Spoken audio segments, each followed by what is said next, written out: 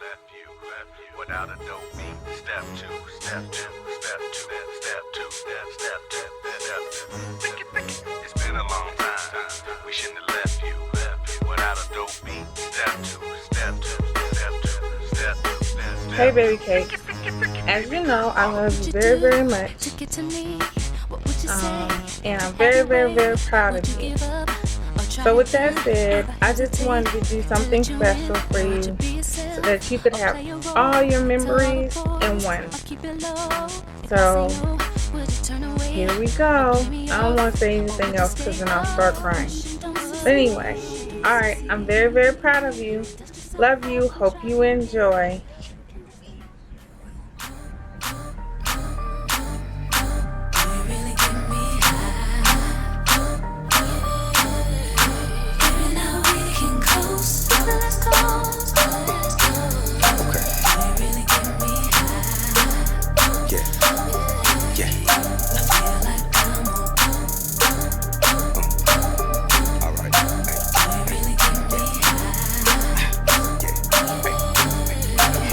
Anonymous bending combs and burners on us coming right a minute. Perk a duffel 100,000 in it. Hey nigga, roll up. Anyway, do say mint with lemonade. Feeling good like I'm dealing yay, moving 10 a day.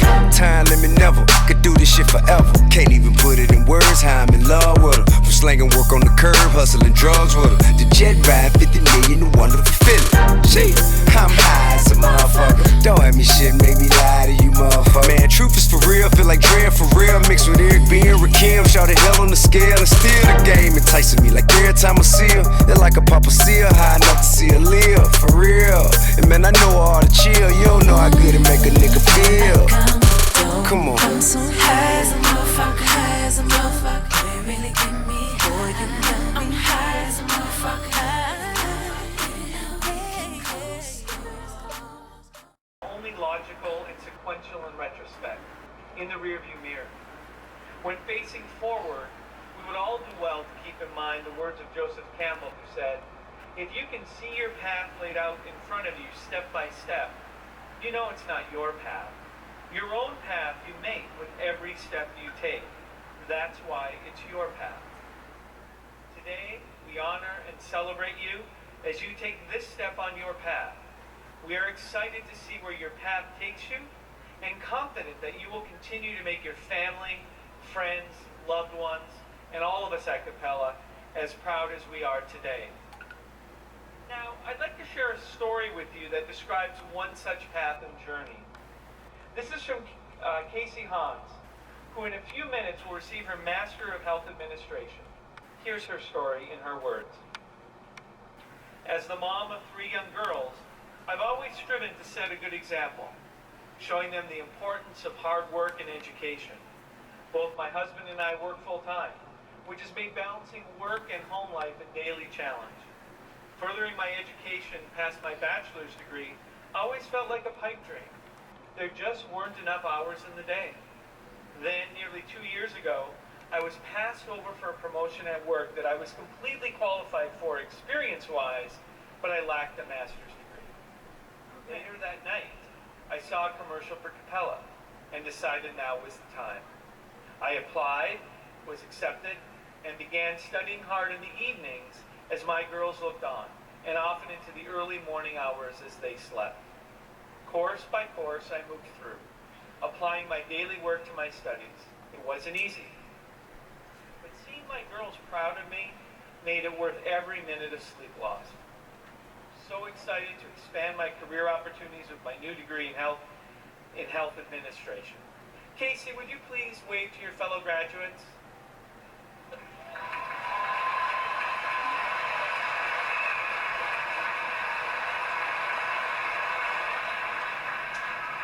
So that was but one story. Each of you has a story about your journey and your path to this day. As you reflect on this journey, the many steps, the moments of joy, the fatigue, and all the moments, please take this moment to be proud. You deserve it. Through dedication to your own development, you have harnessed your ability to learn, to commit, and to persevere in order to arrive at this moment. A moment when your loved ones have gathered with you in person, virtually, as well as in spirit, to stand beside you. They, like all of us, your fellow learners and graduates, your faculty, and all who work hard to make Capella University what it is, are proud of you. And in a few minutes, when you hear Dr. Francis read your name, I want you to straighten your back, hold your heads high, and stride triumphantly across this stage, as you have richly earned this moment. It's your moment. My colleagues and I are honored to share it with you, and we wish you the best of luck from this day forward. Thank you very much.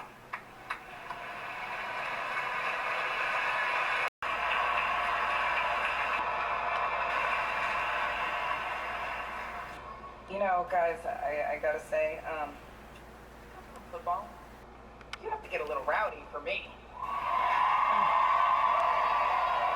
I mean, this is an epic day. All of your dreams for a very long time and all of your hard work and all of your posts. You don't have to post tomorrow, by the way.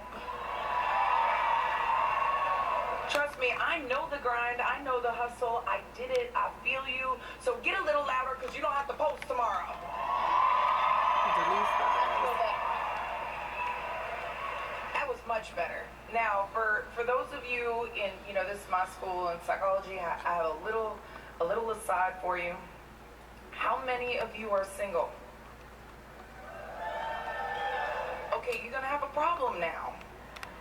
Because when you sit there and you have a doctorate in psychology, and over the course of talking to somebody, because they don't really think athletes that we have that. So, oh, you play football, that's really cool, that's awesome. Wait, they're more scared about the fact that I have a doctorate than that I play football. And all of a sudden it goes, wait, you have a doctorate in psychology? Does that mean you've been analyzing me the whole time? No, it actually took only about 30 seconds. But it'll happen, and now you have a comeback. So I just needed to prepare all of you, and any of you doctors out there, you just ratcheted up your intimidation level. So for those of you who are married, y'all better keep them, because they're awesome. And if you're not, your dating life just became more challenging, but if they don't love it about you, they're not worth it anyway. So just know that. I just had to say that. It was in my heart, and I've been there. But honestly, it's such an honor to be welcomed back to Capella and help you guys celebrate. Like, this is personal to me.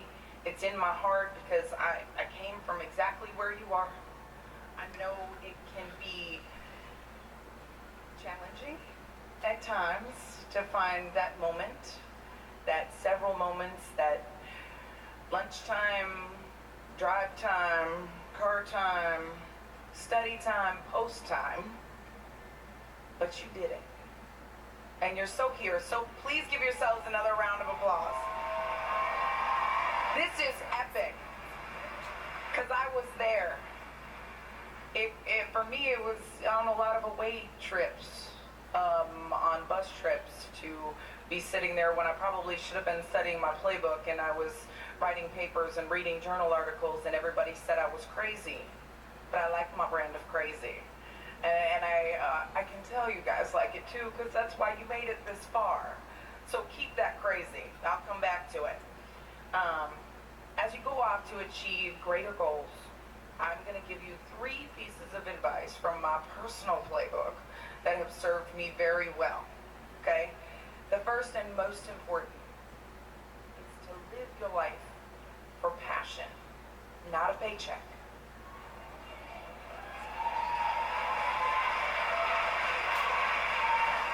Do not let money define you. I promise you, when I started playing football, I never dreamed that the NFL would be the light at the end of that tunnel. Never even crossed my mind. I was doing what I loved, and I was loving what I did. And I was willing to do whatever it took just to prove that, women could play this game. It was called the final frontier for women in sports. And to those of us who love the game, we could look at a far-off place called the National Football League, or maybe in our minds, or at least in mine, it was the No Female League. That was the place you did not go, could not, would not, and should not get to. Right? I was playing for the love of the game. I still remember my very first check. It was in 2004. It was the year we won our first Super Bowl. We got these big old rings, which some of you will get. They look very much like graduation rings, right? Y'all gonna get those. I know you're gonna rock them proudly. But we got a big old ring and a check. And the check was for $12. And while that amount might seem shocking or even funny, to me it was the most valuable check I had ever gotten in my entire life. That dollar a game was the difference between being an amateur and being a professional. Finally, for the very first time, we were getting paid to play football.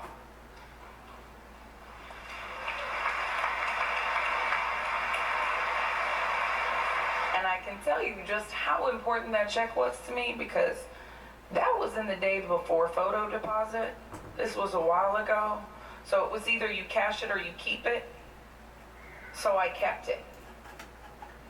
And I brought that check with me as a reminder of who I was and what I was playing for. It was something I have always kept with me, because I want you guys to remember that. My value was priceless. The budget was $12.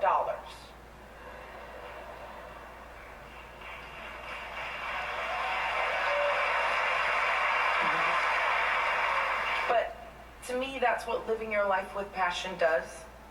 It opens you up to making sacrifices no one else would make, doing things that no one else would do, doing those things that people say you couldn't, wouldn't, shouldn't do, won't succeed at, all of those things that you have heard through this process.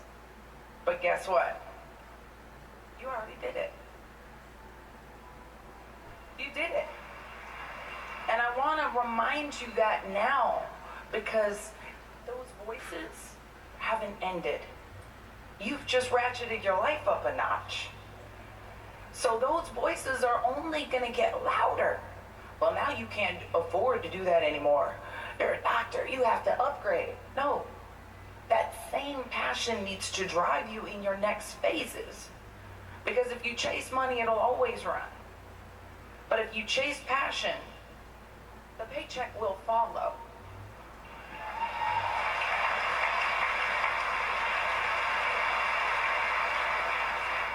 And I want to reiterate that with my own personal story.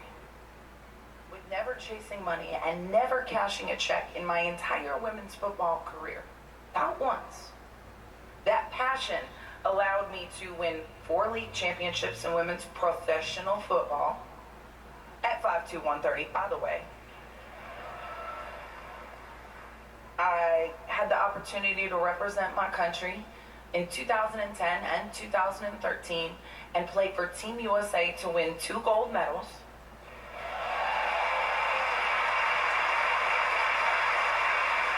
Which just right now, you know, with the Olympics going on, I have to say that USA is rocking it, so I feel their love. A little gold medal shout out to Team USA.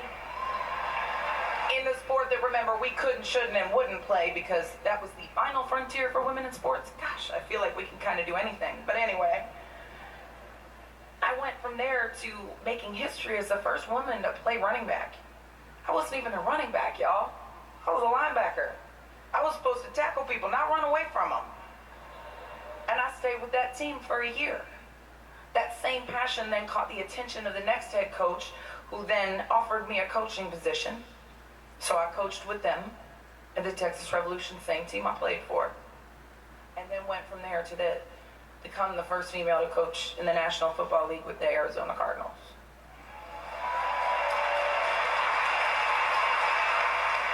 That is the power of passion. That is not letting anyone else define you. And that's what I want to give to you guys.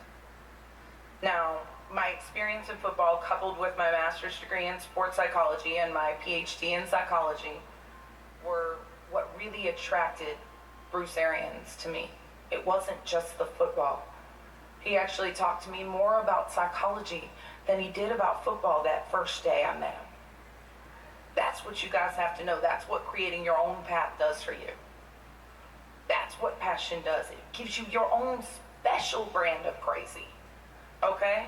Because in 2013, when my dissertation was published on the NFL's use of the Wonderlic as it related to quarterbacks, the foreshadowing there, by the way, before I even thought the NFL was possible, I was writing about it. So keep that in mind. When I graduated, I became this special brand of crazy that was the combination of a football playing doctor.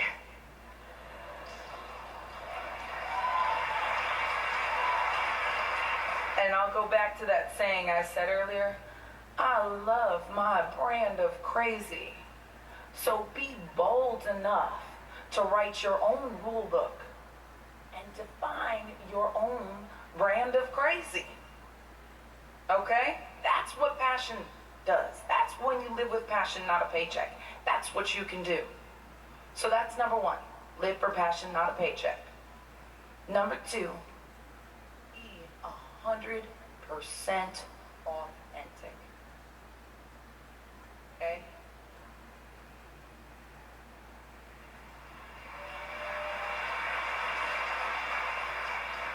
As I stepped into this craziness of getting ready to go and coach in the National Football League, one of my very dear friends, Terry Glenn, who was one of those guys, he's a little soft-spoken, doesn't say a whole lot, but everything he says means a whole lot, said, Jen, I've been thinking about you going to coach in the National Football League, and the best advice I can give you is be 100% authentic. Said if you are the same woman that you were here every day with these guys, those guys will love you. They said, but if you are fake in any way, they will sense it and they will eat you alive. And that's the truth, y'all. I couldn't go into that situation and try and be anyone who I wasn't, right? There were coaches who were 6 foot, plus, big ex-players who might have approached it one way. It would be pretty funny if a little 5'2" girl approached it the same way, right? I'm not gonna pull you aside and yell at you. That would be funny first and ineffective second, right? I kept those words close to me because anytime I had that shadow of a doubt or that question of how should I approach this and what should I do and feeling a little uncertain, which we all do in life, right? I could have been tempted to try and be somebody that I wasn't. Yet instead, my choice was to try and be that person. And it's being authentic that helps you gain trust and credibility, whether you're working with athletes, employees, clients, anyone. Now, don't get me wrong. Your degrees give you credibility, and mine helped me get in the door. However, the fact that I played football also gave me credibility. Trust me, those guys could check my game film.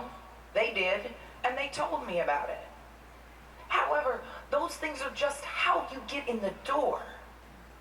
What you do when you get there is what's important. And that, to me, was if I had tried to be something that I wasn't, if I had tried to coach like somebody else coached, or yell just to yell, or been anything other than exactly who I am, I would have lost the trust and respect of those players and my fellow coaches. So I kept that with me. And I want you to keep that with you. I reached out to my players in a style that was authentic to me. I took time in investing in them as individuals, in knowing them as people, not just performers, not just stats, right? Who was that person? Paying attention to details on the field and in their lives too.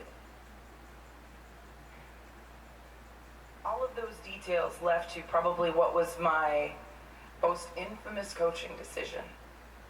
And it was something that I had never even imagined any other way, right?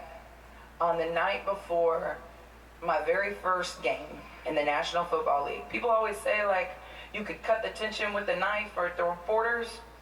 Trust me, I felt it. I didn't even have a TV hooked up in my room because I couldn't handle all of the potential what ifs and the, everybody waiting for that other shoe to drop. As if the guys were going to forget themselves and run out in skirts for the first time because they had a female coach. Like the whole world was going to end. But I had to find some place that I could get away from all of that outside noise. And I decided the best thing I could do was go internal and think about what I could do for my players, because if that much tension and skepticism was on me, guess what? Those guys who were waiting their whole lives to play on an NFL field were feeling exactly the same way. So I took an Uber to a Hallmark, and I was frightened to see just how floral Hallmark had gotten, and I almost walked out. But instead I said, no, this is what you're going to do. I decided I would write notes for my players because I wanted to be that moment of clarity in their lockers. When they were sitting there, I didn't want them to have all those external voices. I wanted them to have the voice of somebody that they knew. So I bought these white cards that simply had a heart on the front. And the thing that unified all of the cards was heartbeat. Because I always said linebackers are the heartbeat of the defense. When we hit, everybody hits. So that's what I said. On the front it said heartbeat. And then inside I picked up on some of the different things, different conversations that we had had all week.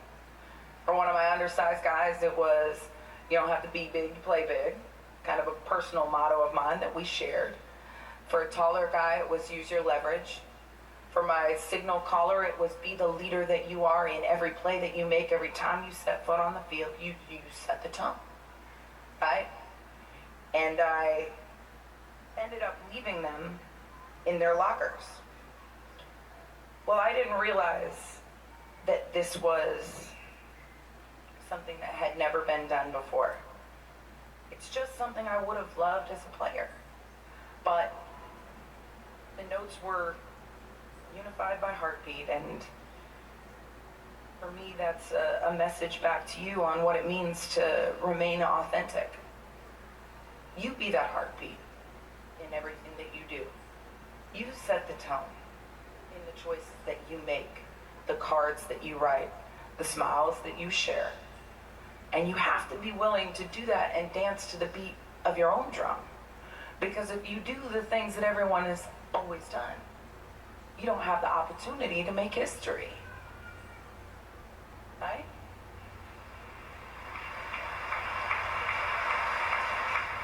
You can't change the game by playing it the way it's always been played. You have to be bold in that. What I thought was a small thing, one of my linebackers said he had never had a coach do that his entire career. And it actually became something that made national news, and they called me the noteworthy coach. Go figure. But with that, the way I want to sum it up to you is be bold enough to be your own heartbeat, to be 100% authentic in all that you do. So far I told you to follow your passion, not a paycheck. Be bold enough to be authentic. And the last one is to roll with things. And sometimes that means roll with laughter, right? For me, I take that from my rugby career, because long before I played football, I played rugby. And I often credit my rugby roots with my success in football.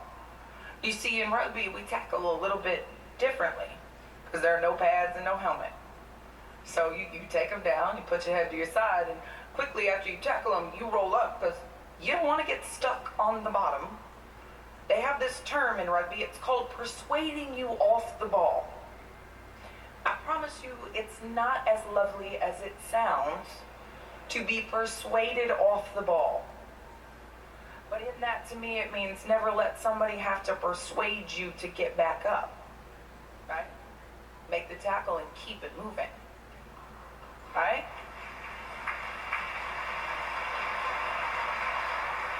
Now, rolling with the tackles or the hits, or however you like to say that, is one part of it physically, but then there's also the mental aspect of it. And the reason I say roll with the tackles is because for me especially, sometimes you just have to laugh about things, right? And that was always my approach, because being a woman in a male-dominated field, you could say, sometimes it gets a little awkward. And you can either get upset or you can have a completely different approach, because maybe it's not that they don't want you there, but they've never dealt with it before, right? And you choose how you respond. One of my favorite moments in training camp was literally, I was coaching up one of my linebackers. Sorry, I should say, coaching up one of my linebackers. And I was telling him something, and he just nodded his head and looking down, and he said, Oh, on the camera? "Yes, ma'am." Oh, I'm so sorry. I coach. I'm so, yes, You coach, record yes. record on the screen or where? And I just looked up at him and I smiled. I said, I Where will on the never camera, get Viv? mad at you for good home training. Yeah. 7 You minutes, can 26, call me 26. ma'am. You can call me doc. You can call me coach. Just don't call me a B, which I'm sure y'all can imagine. And he just looked at me and he said, "Oh, coach, I would never." And I said, "I know. That's why it's funny." But what could have been a very awkward moment became a defining moment. We bonded through it. We laughed because it was different. Yeah, of course, you're going to mess up one of the guys, ma'am, something, I don't know. But you can either laugh about it, roll with it, create a better situation going forward, or you can get awkward, right? The other one that was quite awesome and a little bit awkward in training camp was, the equipment guys had never had to outfit a female coach before. They'd never had to buy clothes for a female coach before. So at first they got me khakis. I can assure you, first of all, I'm not a khakis kind of girl. But second of all, I surely couldn't coach in them. And so I asked them, I said, "Can I just get the same shorts as the guys?" "Well, we don't have them in your size." These were the nice big basketball shorts. I just thought about it. I said, "That's all right, I'll rock the big red shorts then." And it was funny because I kind of looked at it this way. If the worst thing, if the biggest issue of having the first female to coach in the NFL was the big red shorts, then we are winning.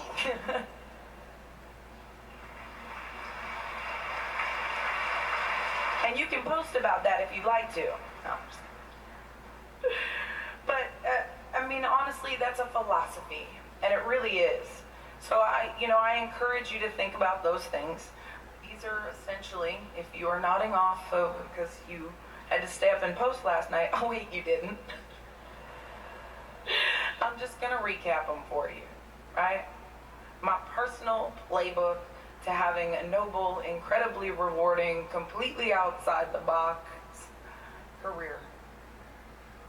Number one, again, follow your passion, not a paycheck. Number two, be bold enough to be 100% authentic. Smile when babies cry. And number three, always wear the big red shorts. Now go out there and kick some butt. Thank you, y'all. Get louder. Remember football.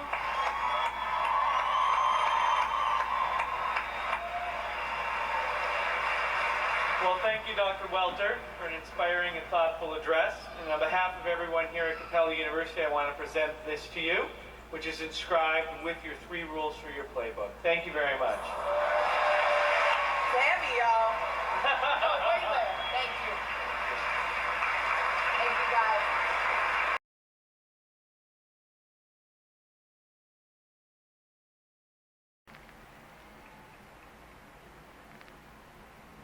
Amy Marie Manley.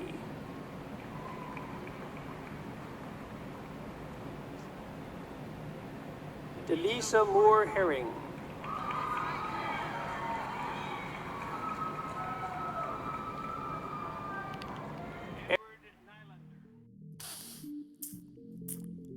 Hello? What the deal? DJ HB Smooth, man. I got 2 phones, one for the plug and one for the load. I got 2 phones, one for the bitches and one for the dog. Think I need 2 more. Line popping, I'm ring, ring, ringing. Count money while it ring, ring, ringing. Trap jumping, I'm ring, ring, ringing. I got 2 phones, one for the plug and one for the load. I got 2 phones, one for the bitches and one for the dog. Think I need 2 more. Line popping, I'm ring, ring, ringing. Count money while it ring, ring, ringing. Trap jumping, I'm ring, ring, ringing. Wasn't start the foreign, oh my God, I'm gorgeous. I just put the key inside my pocket, pocket, might not get to see it. This a new Ferrari, man. In the mirror, how you choose to bother? Someone stated calling, I don't feel like talking. Everything could get returned the way I bought it. Phone be interrupting me while I'm recording. Phone be making women feel they unimportant. Call my doggy, say it's all the way retarded. Keep the all cause I am not using the form. In kitchen, I just finished up a new perform. Hater, wish you well. I got clientele.